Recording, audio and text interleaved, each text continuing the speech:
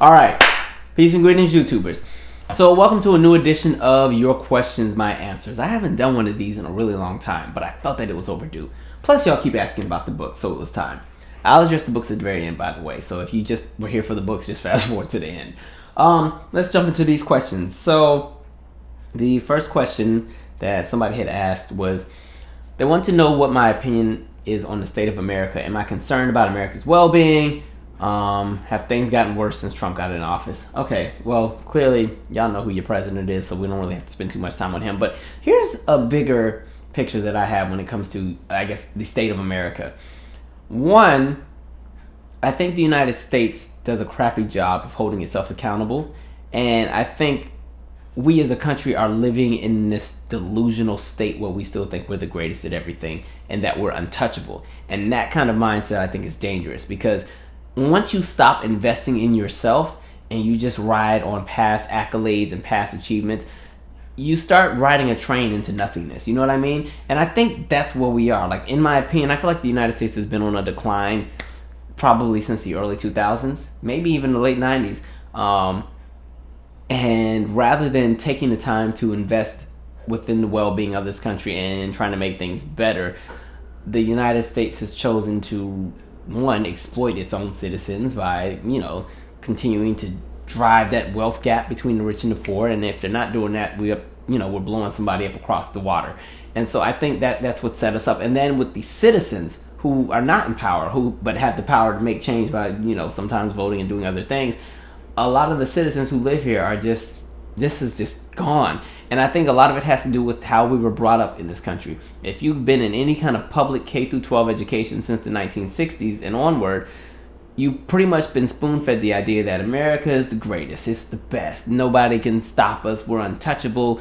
The rest of the world is poor, everybody has malaria and kwashiorkor if they live in another country. There's no one that does anything better than us. And because we've constantly been spoon-fed that, and mind you, it follows us even when we get out of school and you just watch the political speeches and stuff like that. In this country, you can't run for any kind of major political office without gassing this country up. If you criticize this country, you're automatically out of the running.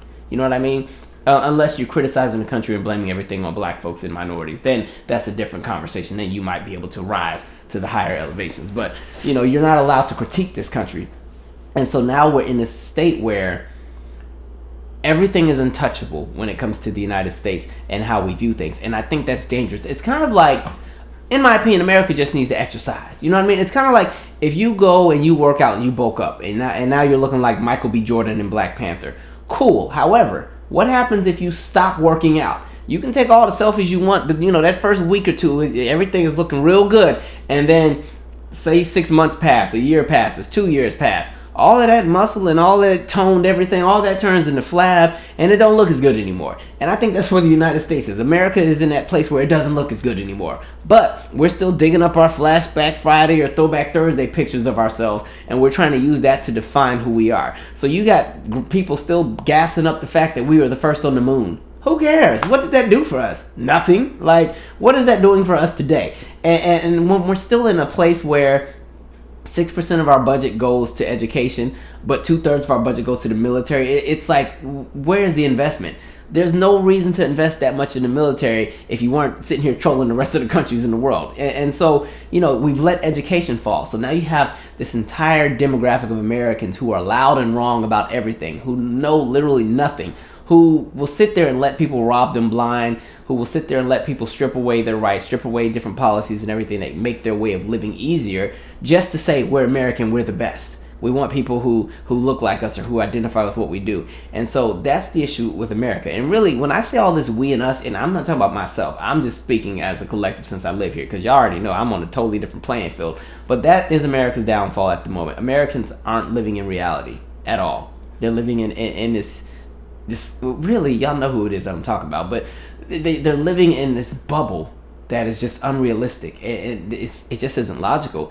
And so I think these current years are crucial. And it didn't start with Trump. It's already been there, but I think Trump has accelerated it. When you have somebody who's irrational and you just look at what he does, as far as he'll randomly just wake up one morning and say, oh, I want to pull out of this policy, and I want to cancel this, and I want to cancel that, and I'm going to do this, and I'm going to make a tariff on this, and I'm going to all these different things, and it's all about, oh, America first, but then when you look at what it is, half of it has nothing to do with making America first. And so I think that's an issue that we're having, and I think that's why you're also seeing a really huge I'm not going to say increase in the divide within America, because that divide has always been there, but now you're seeing it more in the forefront, where people aren't as skittish to be themselves. You know what I mean? Like, people who may have issues with other groups of people based on their race or their religion or anything like that, they're more upfront about it. Like, think of all of these different instances where you keep seeing these videos of pretty much people getting the police called on them for doing random things. I just saw the clip of the black women at the pool, and then the guy didn't think they really lived there. Like, stuff like that. I think you see an increase of that, because also an issue in this country is Americans love to be exclusive, even if they don't have anything. They love to hold on to a piece of something to make themselves feel valuable. Like, if they don't have much to show for their existence on this planet, they will justify it by the things that they have. And so you see a lot of instances where, you know, somebody lives in a nicer neighborhood, and maybe somebody who looks like they don't belong, all of a sudden, I need to call the police. Oh, excuse me, can you show me and verify that you live here? Because I don't think you should use this pool. Like, even living in this building, sometimes I have to side-eye some of these people I live with, because the issue that I have with this building is, one, it's in an area that is half gentrified and half original DC. And so you have a mix of a lot of different groups of people living in the same area.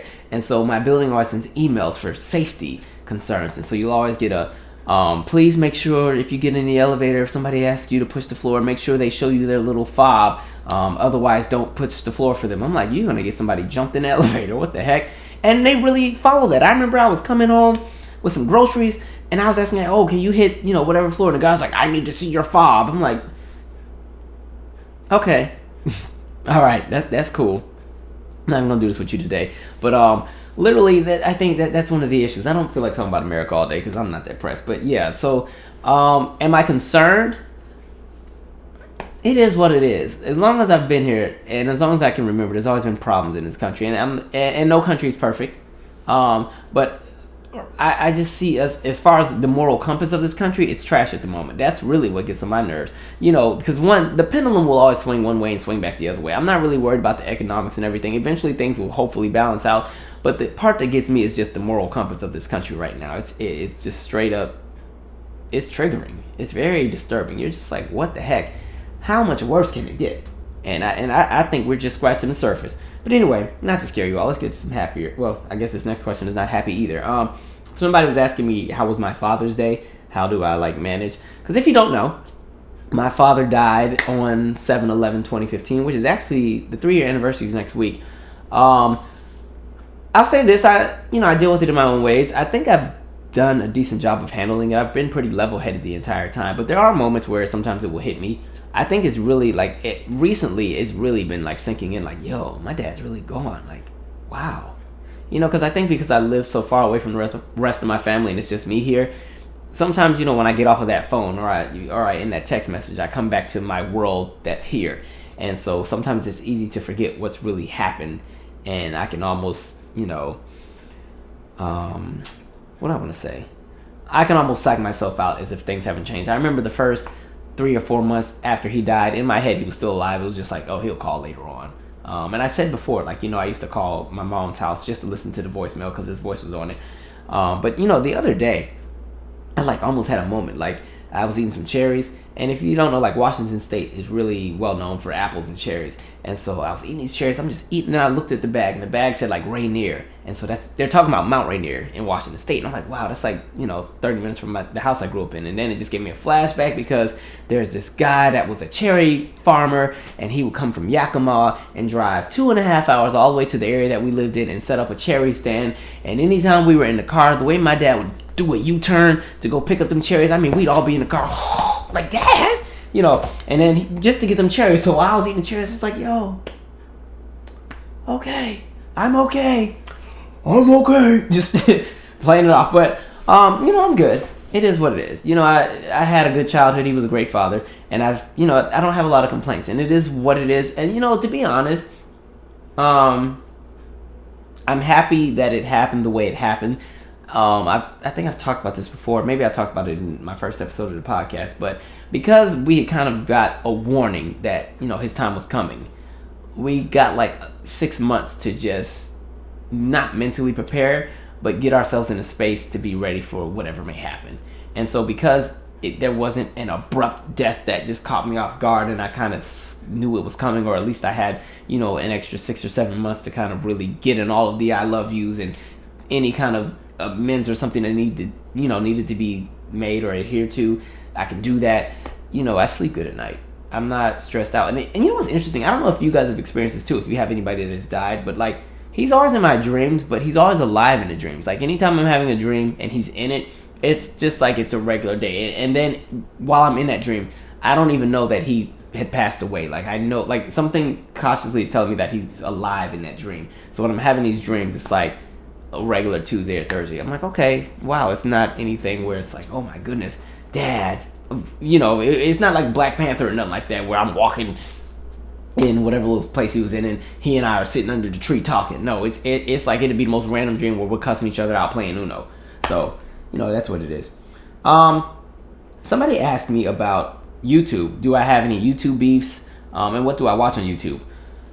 YouTube, one, I don't have any beefs with anybody on YouTube. I don't have that kind of time. Like, life is too short, and I don't entertain that nonsense. Every now and then there may be a YouTube, and what they're asking is they're talking about actual YouTube personalities that have followings and stuff, and really blog and stuff. No, I don't have that kind of energy. I'm not wasting my time with any kind of nonsense like that. It's YouTube. You know what I mean? I mind my business. I make my videos. I go about my merry way.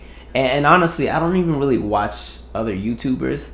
Not because not to be rude or act like I'm better than anybody, but I'm just busy. I'm always working on a lot of things. And even with this channel, sometimes I wish I could do 3 or 4 videos a week and really be consistent at it, but life happens. And there's so many different things I'm always working on. So, like, if you notice, and if you're subscribed, pretty much most of the time that you get a notification that I've made a video, if you're on the East Coast, you get that notification at 1 or 2 in the morning, just like you probably got tonight.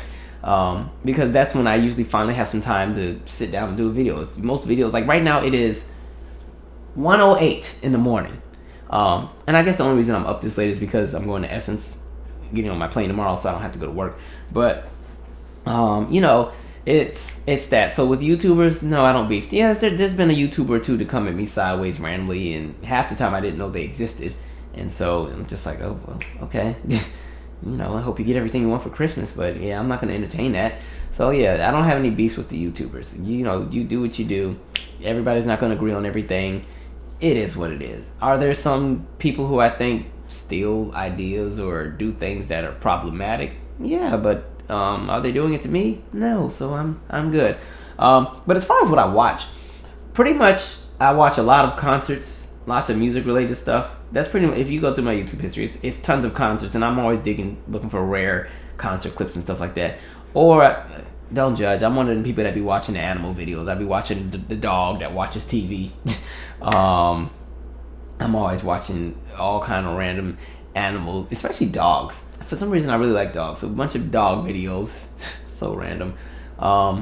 Throwback sitcoms, TV clips, Mad TV, celebrity interviews, all that kind of stuff. And then, whatever's going viral, sometimes I watch that. And sometimes I just need a good laugh. Like, my favorite video that I watch, and it just makes me laugh every time, that video of that boy in the grocery store with his mom, and he grabs, like, the tampons, and then he goes to the mom. He's like, don't you use these for your butt? I'm like, kids are funny because they have no couth, like, no filter. It reminds me of one of the kids I work with. She's in middle school now, but at the time she was in first grade. And she's really, really smart. She always wants to be a part of everything, wants to be included, always wants to learn. And so one day, somehow she found herself in a program I was doing with my older kids. She wasn't supposed to be in there, but somehow she found her way in there. Overheard our conversation. And so a few days later, the county supervisor came to visit my center, because sometimes politicians and stuff come and they want to shake a hand, do a photo op, or maybe they just want to talk about a grant that's going to help the center. And he was talking to her, and he's like, oh, okay, so what have you been learning? And she was like, George Washington's dentures weren't made out of wood. They were made from teeth that were pulled from slaves and sometimes other wild animals. And I'm like, of all the things to say, this is what you want to say to the county supervisor right now. Like, history is history. It is what it is. But dang, you couldn't tell that red and yellow make orange. Like, damn. They probably think I'm in here running like a little mini Malcolm X cult in here. But that's okay. But, yeah, kids are funny. Moving on. Oh, DMV followers. You're going to love this question. Y'all have been asking about a meetup and a meet and greet at least since 2012. And I'm always like, All right. Here's the thing. I'm plotting something for about October, November, but it's going to be something a little bit larger scale. But in the meantime, if you guys send me some ideas that I think are logical and are not going to get my throat slit, because listen, there's a lot of y'all now. I don't know how many of y'all are really like supportive and how many of y'all are actually crazy. You send those ideas, I will probably look into it. But I am looking to do a few more things because, to be honest, I am thinking about relocating. I said it a few years ago and I changed my mind.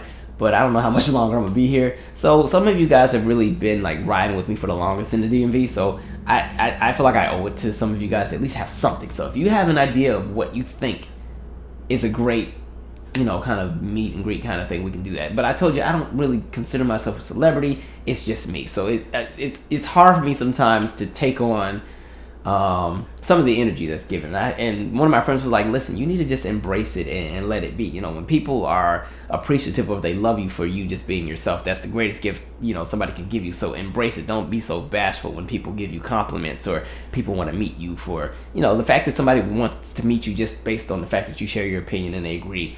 Look at that as a good thing. So I'm like, okay, I'm trying to open up some, because believe it or not, as open as I am on here and for all of the different talents and stuff I have, I'm a very shy person, believe it or not. You guys see YouTube, but if I get in like a public space or something, I don't know nobody, I'm quiet. All right.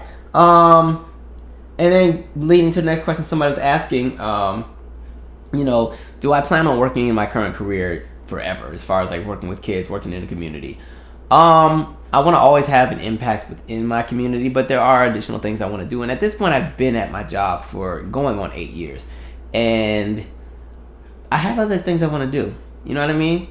But what I would like to do, if I end up getting a new career within the DMV, I'm still gonna go and volunteer at that center, because that center's my baby. Like, that's my whole creation. Like, when I got there, their director that they did have had left, and there hadn't been anybody in charge for 4 months. So when I got there, that center was a mess. So, I've put in 7-8 years of hard work into that center. And like I said, it's paid off. It's number 1 in the country right now, based within the organization that we're a part of. And so, I wouldn't want to leave and just let somebody come take it over and then it falls apart. So, it's a conversation for later if the things come together.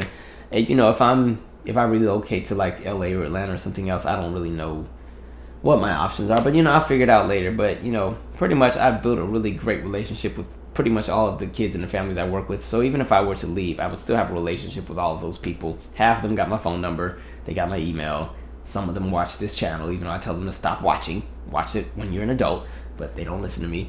So we'll see. But I do have a lot of other things I would like to do.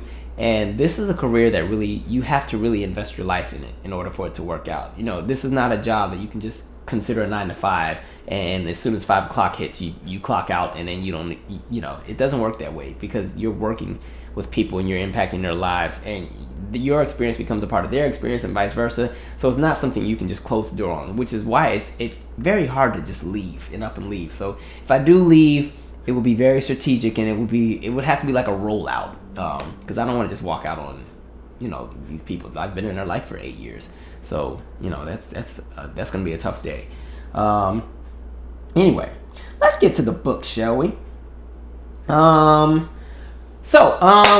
the way, the thing with the books that's really getting me now, Audible is getting me all caught up, because man, I'm starting to buy less physical copies and just listening to Audible, because it's so easy to just drive and let the thing play. So let me shout out the few books that I've been reading on Audible before I get to these ones back here. I'm gonna just do like 3 of them though. So right now I'm still reading The Color of Law, and a lot of you guys were the ones that kept recommending that one, and that's a really, it's been a good read so far. Like, if you really just want to understand why the current makeup of this country is the way it is when it comes to housing, when it comes to policy, jobs, this is a book here, because it addresses so many policies and laws, and it's just like, man, you learn so many crazy things about this country.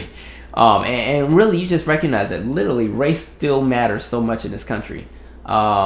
when you look at why pretty much all of the housing projects are the way they are, why things exist. And one of the interesting things I learned about like public housing was that people always assume public housing just meant poor people, who couldn't afford to live where they live, and so they had to make some housing for the poor people. No, what I've seen is there's a ton of areas in this country where public housing was created during World War II, solely because they weren't building houses because they needed the lumber for supplies at the war. And so they created a lot of makeshift housing, or some thrown together stuff last minute just to temporarily hold people until the war was over. And so there were a lot of well-off families that were living in those properties, and then when the war was over and people were able to go and buy homes, not including black people because redlining still existed, so we were still limited to certain sides of town. As these people left those areas, then those public housing properties ended up becoming open for people like black Americans. But the investment was no longer in those properties, so a lot of those properties were dilapidated and falling apart, and so that's why some of them are the way they are now. And then you had the creation of the government going and purposely building the high rises and everything like that for groups of people who they specifically felt were always going to be poor and never going to have anything, so let's just give them some crappy place to live and it's going to be what it is. So that's an interesting book. I have it on Audible, but I want to get the physical copy because I know there's diagrams and stuff in it, and I like to see the visual. So what I've been trying to do is any kind of book I get on Audible, I would like to still have the hard copy because, like I told you, I don't be trusting this technology. Even with streaming and music, I still buy my albums like on iTunes. I don't trust that streaming crap because all it takes is one artist to get in a beef with their record label, and then all the music is missing. That's why Aaliyah fans hate Spotify and everything else because they can't find none of her albums on there except the first one. Another one I'm reading, or actually I read it already, Ta-Nehisi Coates, Between the World and Me, is a really, really good one. Just talking about his plight. And I talked, if you saw the post that I posted earlier today about the interview that I did, I talked about this book as well. By the way, I had some of y'all fooled. Some of y'all thought I got a haircut. No, this is still here for a little bit longer, but I'm tired of it, to be honest. But the Ta-Nehisi Coates book's really good about his plight, just experiencing America through the lens of a black person walking in black skin. Very interesting. And it's a quick read too. It's not even that long. So if you're really into that, it's a great read. And the other one I'll shout out is Gabrielle Union's book. Absolutely hilarious. You have to listen to it on Audible. That story about that girl that was trying to beat her up for taking the boyfriend of her friend, that is the most hilarious. I was on the plane dying when she was sharing that story. That crap was hilarious. Anyway, let me get to some of these books back here. So, while we're on The Color of Law, this is another prime example, and it's interesting because these books almost have some of the same content. This one is called High Rise, all right? And this is pretty much just about the origin of public housing, the high rises that they built in a lot of metropolitan cities, the origins behind it, the programs, the presidents, the administrations that were in office, what that has done, what it's like today, what was going on back then. I haven't finished this one. Listen, half these books I've started reading, and then it takes me forever to finish them because I'll read them over like a period of months because I'll start one and then jump to the next and jump to the next. But this is a good read so far. But yeah, it's gonna take a minute to get through. This is like, how many pages is this? This one is, it's like 300-400 pages. Not a lot, but when you're busy, it's harder to find the time to just sit and read. Oh yes, this is a quick read. This one, what was it called? 1967, or the Detroit Riot of 1967. It's a quick read. Long story short, there's a police raid at like a nightclub because they got like a tip, and really what it was when they got to the nightclub, it was like 100 people. I forgot, it was like 152 people or something. They're black folks, by the way. And so the police came in there ready to raid and started locking up everybody. And then the bystanders that were watching were like, hold up, they haven't done anything wrong. This, that, and the third. Becomes this big giant fight, and boom, there's some riots. Now, mind you, this wasn't Detroit's first riot because they've had a few additional ones. There's been like a workers' wage riot and some issues with the unions and stuff like that. So Detroit, y'all got a history, man. Y'all got a history. It's so cold in the D for real. But this is a really quick read if you want to read it. This is by Hubert G. Locke. So quick read. You can probably read this in like an hour, maybe two, if you're like dedicated. Goodness, there's so many. Now I don't know if I shouted this one out before, but this is the new edition of it. This is Beverly, what's her name? Beverly Daniel Tatum. She's that college professor based out of Atlanta. Why are all the black kids sitting together in the cafeteria? Now, I read the original one. This is a new edition of it where she's added some more to it. But pretty much this just talks about race and why people need to understand that race is not always a bad thing. Race also shows you that culture exist. When you have different groups of people who've been segregated for so long, they develop their own culture. So it talks about that. It talks about colorism. You'll never look at Lion King the same way again. It's still a great movie, but my goodness, Lion King got me right together after I read this book. I was like, what the heck? Really? She kind of gives a correlation of just how, the Lion King can almost play into some of the ideologies that we have about black people. So you have like Pride Rock. And if you just look at the characters in the movie and what goes on, there's kind of some symbolism going on with the state of America as well. So you have Pride Rock, and you have the nice little yellow lions, and they live in the nicer, happy part of the Pride Lands, and everything is good. And then you have the Elephant Graveyard where Scar and the hyenas live. And the Elephant Graveyard, you must never go there, aka the hood of the Pride Lands. And then you look at Scar, and he's not the nice happy yellow lion with the bright colors. He's the darker lion with the dark mane, the green sinister looking eyes. And then the hyenas he hangs with, look at how they speak, look at their vernacular. They got the, ain't no way I'm going in there with you, want me to come out looking like you, cactus butt. And so that's supposed to kind of just symbolize the fact that there's limited diction as you go across the landscapes to the portions where people are not as wealthy or as rich and everything like that. And then even if you get into the second Lion King, which was the trash movie, I ain't like that one. But when Simba, he didn't like his daughter trying to mess with the offspring of Scar and all that crap. Like this goes there. It also talks about passive racism versus active racism. It talks about, there's so much that goes on in this book. I recommend this book for a lot of people who really don't understand the concept of race and really just think that racism is you not liking somebody based on how they look. It's so much bigger. So pretty much she's the one that gives that definition where she believes that racism is a system of advantage or disadvantage based on race. And she goes into that. She's someone who believes that racism is an action. It's not just, how people feel. It's an action. It's a system that's in place that affects people. This video is getting so long. I need to wrap it up. What else do I want to do? I'm trying to find one. Okay, I haven't read this one yet, but it's always referenced. So I want to this looks like it'd be a quick read though. But post-traumatic slave syndrome. I don't even know what to tell you about it because I haven't read it yet, but it's going to be a great one. And when I read it, I will tell you all about it. But this is always referenced all the time, and I feel like I should have read this a long time ago. So forgive me. This Dr. Joy DeGroy. Listen, it's 2 o'clock. I'm sleepy now. But this is a book. It looks like it should be a quick read, so we will get to this one. I'll talk about what was in this one after I read it. My goodness. Anything else over here that I want? Oh, okay. I haven't finished this one yet either, but Slavery by Another Name is another really good one that you can reference, and clearly it's obvious by the title what this is about.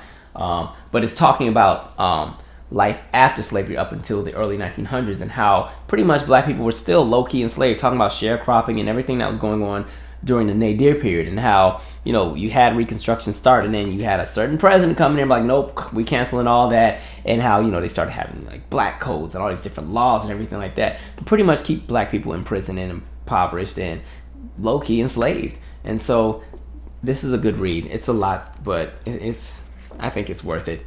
I like to read a lot of things that teach me something I haven't known before. I do like to read like the celebrity books, but I get the most nutrients out of these kind of books, because I just like to know my own history. You know what I mean?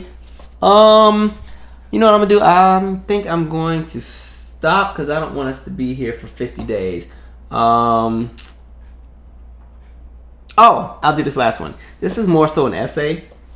Carter G. Woodson, Miseducation of the Negro. This is definitely a must-have. A good thing about reading a lot of this content, I think it's important that you don't only just read books that are from 2018, 2016. It's important to go back to some of these earlier books that came out decades before, because literally you still see the makeup and the buildup of everything that they said happening then, happening now. And it's absolutely crazy. So this is a great read. Also, I think I have Dick Gregory's. I don't know if I shouted his out last time. But this one as well. Now, he wrote this a while back, but the same thing, like some of the things that he says in this book, and by the title, you can read it. I don't feel like shaking the table today using the N-word, but a lot of what he talks about in this book still affects us today. It's absolutely crazy how people can literally continue to say things 40, 50 years, from now, and everything will still align and make sense. You know what I mean? Like, even if I watch random Malcolm X speeches, like my favorite Malcolm X speech is always message from the grassroots. And it's crazy how even in that speech, It's still the same in 2018. I'm like, what's going on this planet? But anyway, this has been a long video. I can't wait to come back from Essence and tell you guys how it was. This is my first time going. So, hey, if you're in New Orleans and, I don't know, you're probably not going to see me, but yeah, we can talk about the show afterwards. Anyway, I'm out. Subscribe.